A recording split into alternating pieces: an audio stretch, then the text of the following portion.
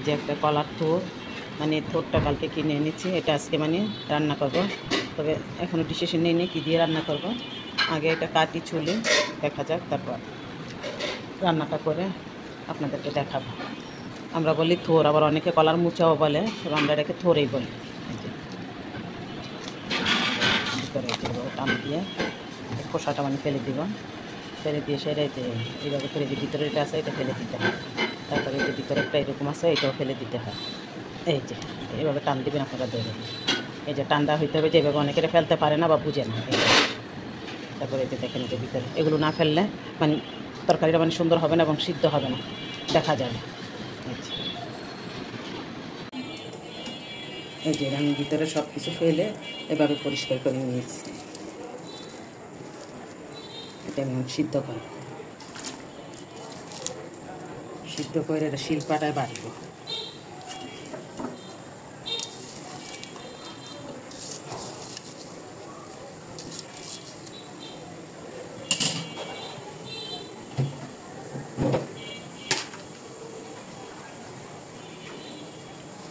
একটু হলুদের গুঁড়ো দিয়ে দিই যাতে কালো না হয়, হলুদের গুঁড়োটা দিলে কালো হয় না। একটু নাড়াচাড়া করে মিক্স করে দিব।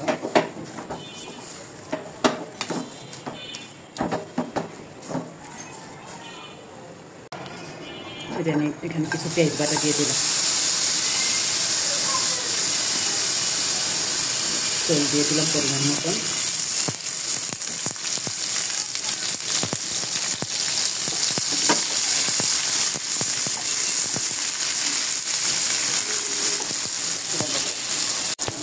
দুটো তেজপাতা দিলাম, দুটো দারচিনি, 3টা এলাচ,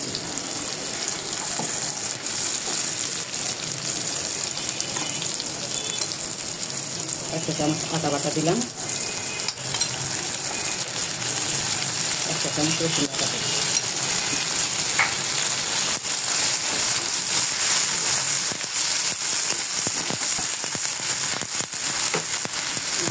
একটু তেল লাগবে, এটা একটু পরিমাণে তেলটা বেশি দিতে হয়।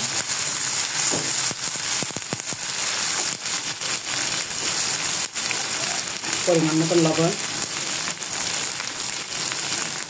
অল্প মরিচের গুঁড়া দিলাম, যে যেরকম ডাল খান সেরকম দেবেন, আমি তখন ডাল দিব না। একটা চামচ হলুদের গুঁড়ো, একটা চামচ ধনিয়া গুঁড়ো,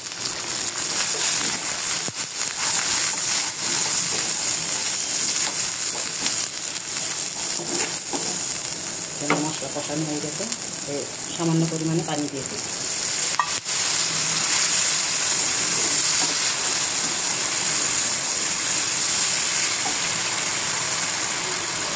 যেমন মশলাটা কষানো হয়ে গিয়েছে, এই যে এখন আমি যে থোটা সিদ্ধ করে রাখছিলাম সেটা আমি পাটায় শিলপাটা বেটে নিচ্ছি।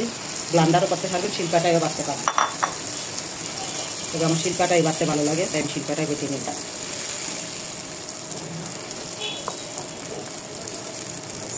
তিনটা কাঁচামরিচ দিয়ে দিলাম, একটা চামচ জিরার গুঁড়ো দিয়ে দিলাম,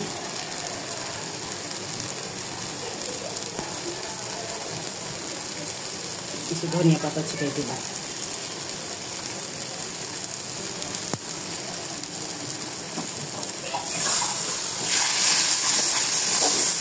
যেমন হয়ে গেল কলার থোর, একদম গরুর মগজের মতন হয়ে গেল।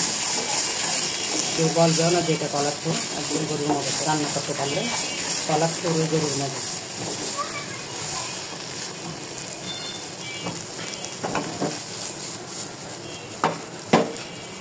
একদম পারফেক্ট হয়ে গেছে।